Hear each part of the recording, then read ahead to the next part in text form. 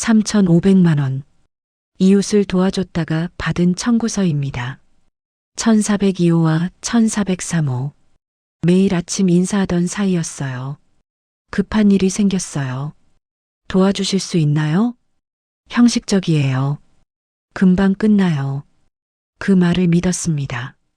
한 달 후, 정리 다 됐나요? 라고 물었습니다. 이틀 후, 연락이 끊겼습니다. 지금 우리는 법정에서 원고와 피고로 서 있습니다. 그날 알았습니다. 이건 분쟁이 아니라 관계가 끝나는 절차였습니다. 이 이야기는 제가 직접 겪은 일입니다. 이웃이라는 이름으로 시작해서 원고와 피고라는 자리로 끝난 이야기요. 지금도 가끔 생각합니다. 그날 펜을 들지 않았다면 어땠을까? 하지만 이미 서명한 순간은 되돌릴 수 없었고 그 선택이 제 삶을 어떻게 바꿀지 그땐 몰랐습니다.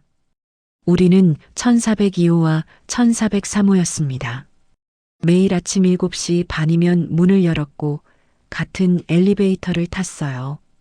처음엔 가볍게 목례만 했습니다. 그러다 어느 날부턴가 날씨 얘기를 나누게 됐고요. 오늘도 택배 많으시네요. 요즘 장보기가 귀찮아서요. 댁은 일찍 출근하시네요? 네, 요즘 프로젝트가 좀 바빠서요. 가끔은 1층 로비 자판기 앞에서 우연히 마주쳤습니다. 저도 하나 뽑을게요. 이거 맛있어요? 그냥 그래요. 근데 새벽엔 이것밖에 없어서. 사소한 대화였지만 나쁘지 않았어요. 오히려 편했습니다. 서로의 직장이나 가족에 대해 깊이 알 필요도 없었고 그냥 이 사람은 착한 사람이구나 정도만 느끼면 됐으니까요. 그렇게 우리는 이웃이 됐습니다. 이름도 제대로 모르는 사이였지만 매일 마주치니까 낯설지 않았어요. 가족도 친구도 아니어서 부담스러운 선도 없었고 의심할 이유도 없었습니다. 이웃이라는 말은 그 자체로 믿음이었습니다. 적당한 거리가 있었고 그 거리가 편안했어요. 너무 가깝지도 너무 멀지도 않은 그냥 같은 공간을 공유하는 사람. 그게 이웃이라고 생각했습니다. 계절이 바뀌어도 그 사람은 거기 있었어요. 봄에도 여름에도 가을에도 변하지 않는 일상 속에서 그 존재는 당연한 것이 됐습니다. 그래서 더 경계하지 않았던 것 같아요. 그날도 퇴근하고 집에 들어가려는데 옆집에서 문이 열렸어요. 저기, 혹시 시간 괜찮으세요? 평소보다 조심스러운 목소리였습니다. 뭔가 부탁할 게 있구나 직감적으로 알았어요. 사실은 급하게 보증을 서야 하는 일이 생겼어요. 동생이 사업을 시작하는데 은행에서 보증인을 요구하더라고요. 아는 사람한테 부탁하려고 했는데 다들 사정이 있어서요. 정말 죄송한데 잠깐만 도와주실 수 있을까요? 저는 조금 망설였습니다. 보증이라는 단어가 무겁게 느껴졌거든요. 뉴스에서 본 적 있었어요. 보증 섰다가 인생 망한 사람들 이야기. 하지만 그 사람의 표정을 보니 정말 급한 것 같았어요. 보증이요? 그게 좀 부담스러운데요. 알아요. 정말 죄송해요. 하지만 금방 정리될 일이에요. 한 달, 길어도 2달이면 끝나요. 그냥 형식적인 거라서. 실제로 돈 쓸 일은 절대 없어요. 형식적이라면 왜 다른 분들은 안 되는 거예요? 아, 그게. 친구들은 이미 다른 데에 보증 서 있거나 신용 문제가 있어서요. 가족들은 다 지방에 있고. 진짜 미안해요. 다른 방법이 있으면 이렇게 부탁 안 했을 거예요. 밖은 이미 어두워져 있었고 그 사람의 목소리는 간절했습니다. 제가 돈 때문에 부탁하는 거 아니에요. 동생 사업만 시작하면 바로 정리할 수 있어요. 제 동생 성실한 애예요. 절대 문제 안 생겨요. 저는 오래 생각하지 않았습니다. 매일 보는 사람이었고 예의 바르고 조용한 분이라고 생각했거든요. 이웃이니까 도와주는 게 당연하다고 그렇게 믿었습니다. 알겠어요. 근데 정말 문제 없는 거 맞죠? 이거 책임 무거운 거잖아요. 당연하죠.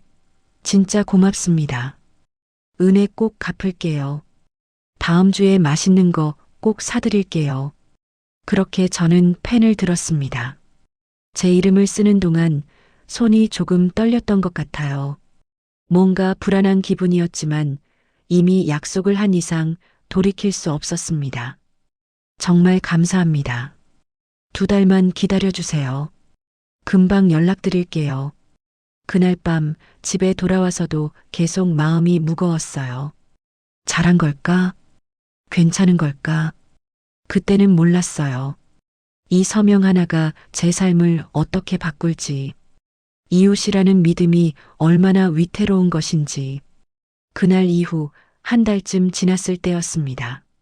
문을 열고 나가면 옆집 문도 열렸던 게 일상이었는데 어느 날부터인가 마주침이 줄어들었어요. 7시 반에 나가도 옆집 문은 닫혀 있었고 저녁에 들어와도 조용했습니다. 우연일 거라고 생각했어요. 누구나 바쁠 수 있으니까요. 그런데 이상한 건 택배는 계속 쌓여 있다는 거였어요. 집에 있는데 일부러 안 나오는 건지 아니면 정말 바쁜 건지 알 수 없었습니다. 불안감이 서서히 올라왔어요. 저기, 혹시 괜찮으세요? 그때 말씀하신 일 정리는 잘 되셨나요? 한참 뒤에 답장이 왔어요. 아, 네. 조금만 더 기다려주세요. 거의 다 됐어요. 거의 다 됐다는 말. 이미 1달 전에도 들었던 말이었습니다. 하지만 더 이상 물어볼 수가 없었어요. 괜히 의심하는 것 같아서 이웃 사이가 어색해질까봐. 그렇게 2달이 지났습니다. 인사는 더 짧아졌고 눈도 잘 안 마주쳤어요. 예전엔 날씨 얘기라도 나눴는데 이젠 안녕하세요 한마디에 바로 문을 닫았습니다. 어느 날은 계단에서 우연히 마주쳤어요. 아, 안녕하세요. 네. 그게 전부였습니다. 예전 같았으면 요즘 어떠세요? 저 정도는 물었을 텐데 이젠 서로 빨리 지나가고 싶어 하는 게 느껴졌어요. 뭔가 이상했어요. 도와줬는데 왜 피하는 걸까? 거의 다 됐다던 일은 왜 계속 진행 중인 걸까? 의심하고 싶지 않았지만 불안감은 점점 커졌습니다. 그리고 석 달째 되던 날, 퇴근하고 우편함을 열었는데 낯선 봉투가 하나 들어 있었어요. 채무불이행, 연대보증인 귀하에게 통지함. 심장이 내려앉는 기분이었습니다. 형식적이라던 서류가 금방 끝난다던 약속이 전부 거짓이었다는 걸 그제야 알았어요. 바로 전화를 걸었습니다. 1번, 2번, 3번. 받지 않았어요. 문자를 보냈습니다. 무슨 일이에요? 연락 주세요. 읽은 표시는 떴지만 답장은 없었습니다. 저는 옆집 문을 두드렸습니다. 1번, 2번, 10번. 하지만 아무도 나오지 않았어요. 안에서 인기척은 들렸어요. TV 소리도 들렸고요. 하지만 문은 열리지 않았습니다. 제발 나와서 얘기 좀 해요. 이게 무슨 일이에요? 목소리를 높였지만 응답은 없었습니다. 다음 날 은행에 갔습니다. 연대보증인으로 서명하셨기 때문에 채무자가 갚지 못하면 보증인께서 대신 변제하셔야 합니다. 금액이 얼마예요? 원금 3천만 원, 이자 및 지연손해금 포함해서 약 3,500만 원입니다. 3,500만 원. 제가 1년 동안 모은 돈이 2천만 원 정도였어요. 나머지는 어떻게 구하죠? 보증을 서셨으면 법적으로 책임이 있습니다. 원금과 이자, 지연손해금까지 포함하면 상당한 금액이에요. 하지만 저는 그냥 형식적으로 이름만 빌려준 거예요. 실제로 돈을 쓴 사람은 저 사람인데 연대보증이라는 게 그런 겁니다. 채무자가 갚지 않으면 보증인이 대신 갚아야 해요. 그리고 나서 채무자에게 구상권을 청구할 수 있죠. 저는 소송을 걸 수밖에 없었습니다. 일단 채무를 대신 갚고 그 사람에게 구상권을 청구하는 방법밖에 없었어요. 이웃이라는 이름으로는 더 이상 해결할 수 없었습니다. 소장을 제출하고 첫 재판 날짜를 받았습니다. 그날까지 한 달. 한 달 동안 저는 옆집 사람과 한 번도 마주치지 못했어요. 아니, 일부러 피한 것 같았습니다. 첫 재판 날, 30분 일찍 도착해서 복도 벤치에 앉아 있었어요. 떨렸습니다. 법정에 온 건 처음이었거든요. 그때 복도 끝에서 누군가 걸어왔어요. 그 사람이었습니다. 매일 보던 얼굴이었는데 이상하게 낯설었어요. 눈이 마주쳤습니다. 그 사람은 바로 고개를 돌렸어요. 저도 돌렸고요. 할 말이 없었습니다. 원고 측, 피고 측, 앞으로 나오세요. 판사 앞에서 우리는 원고와 피고가 됐습니다. 예전엔 같은 방향을 보며 걸었는데 이젠 서로 마주보고 서 있었어요. 같은 사람인데 완전히 다른 자리였습니다. 피고 측 변호인 답변하십시오. 저희 의뢰인은 당시 경제적 어려움으로 인해 불가피하게 채무를 이행하지 못했을 뿐 고의적인 사기 의도는 없었습니다. 또한 원고에게 충분한 설명을 했으며 충분한 설명이라니 형식적이라고 했잖아요. 금방 끝난다고 했잖아요. 원고 측 입증할 증거가 있습니까? 네, 당시 문자 내역과 통화 녹음이 있습니다. 그날 이후 주고받았던 모든 문자를 제출했습니다. 조금만 기다려주세요 라는 말이 몇 번이나 반복됐는지, 거의 다 됐어요 라는 거짓말이 얼마나 많았는지, 그 사람은 끝내 저를 보지 않았습니다. 눈을 마주치면 미안해질까봐, 아니면 원망스러워서일까? 이유는 알 수 없었지만 확실한 건 우리가 더 이상 이웃이 아니라는 거였어요. 재판은 몇 번 더 이어졌습니다. 증거를 제출하고 진술서를 냈고 증인을 불렀어요. 매번 법정에 올 때마다 마음이 무거웠어요. 이기고 싶었지만 동시에 슬펐습니다. 이웃이었던 사람과 이렇게 싸우고 있다는 게. 세 번째 재판 날. 주문. 피고는 원고에게 금 3,500만 원 및 이에 대한 지연 손해금을 지급하라. 이겼습니다. 법적으로는요. 하지만 기쁘지 않았어요. 돌아갈 관계는 없었습니다. 법원을 나오면서 뒤를 돌아봤습니다. 그 사람도 저를 봤어요. 잠깐, 아주 잠깐. 입이 조금 움직이는 것 같았어요.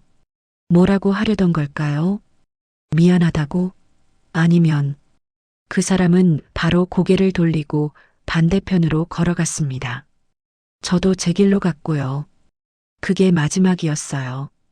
집으로 돌아가는 길. 이상하게 발걸음이 무거웠어요. 돈을 받아낼 수 있다는 판결을 받았는데 기쁘지 않았습니다. 며칠 후 변호사에게서 연락이 왔어요.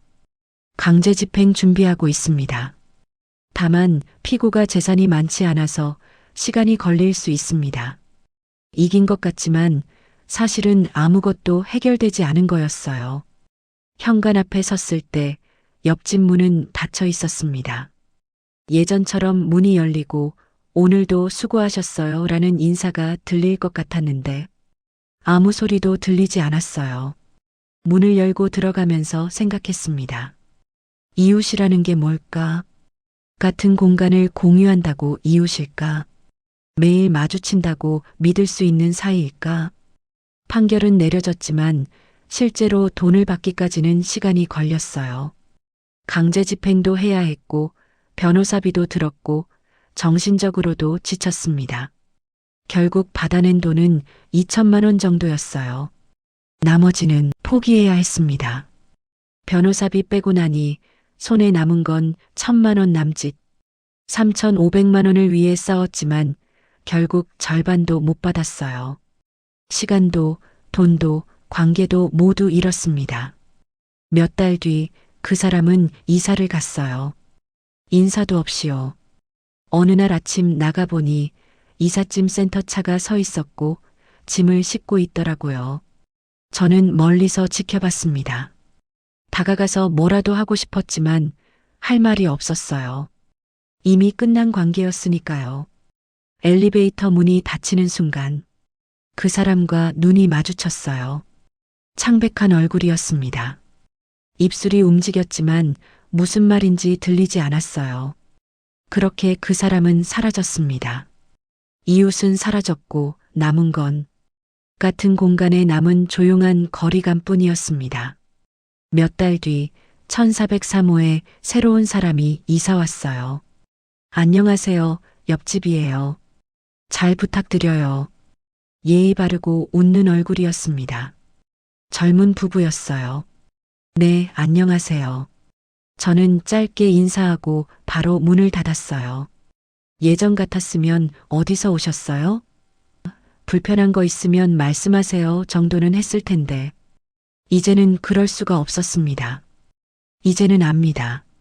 이웃이라는 이름이 믿음을 보장하지 않는다는 걸, 가까운 거리가 안전한 관계는 아니라는 걸, 매일 마주치는 사람이라도 결국 우리는 각자의 문을 닫고 살아갑니다. 그 문을 여는 건 선택이고 그 선택에는 책임이 따른다는 걸 배웠어요. 비싼 수업료였습니다. 돈으로만 따지면 1,000만 원 이상. 하지만 진짜 잃은 건 돈이 아니었어요. 이웃을 믿는다는 것, 사람을 쉽게 도와준다는 것, 그런 순수한 마음 하나를 잃어버렸습니다. 1년이 지났습니다. 1403호에는 새로운 이웃이 살고 있어요.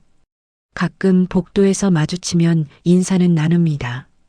안녕하세요. 네, 안녕하세요. 하지만 거기까지예요. 더 이상 날씨 얘기도 부탁도 하지 않습니다. 적당한 거리. 그게 가장 안전한 거리라는 걸 알았으니까요. 판결문은 서랍 깊숙이 넣어뒀습니다. 비싼 수업료였어요. 하지만 배웠습니다. 이웃이라는 이름이 믿음을 보장하지 않는다는 것. 가까운 거리가 안전한 관계는 아니라는 것. 법정에서 만난 이웃. 그건 분쟁이 아니라 관계가 끝나는 절차였습니다. 오늘도 혼자 엘리베이터를 탑니다. 조용하지만 이제는 편안해요. 이 건물에는 수백 가구가 살고 있습니다. 모두 이웃이지만 서로의 삶은 모릅니다. 당신의 이웃은 안녕하신가요? 이 영상이 도움이 되셨다면 구독과 좋아요 부탁드립니다. 알림 설정까지 해두시면 새로운 사연을 가장 먼저 만나보실 수 있어요.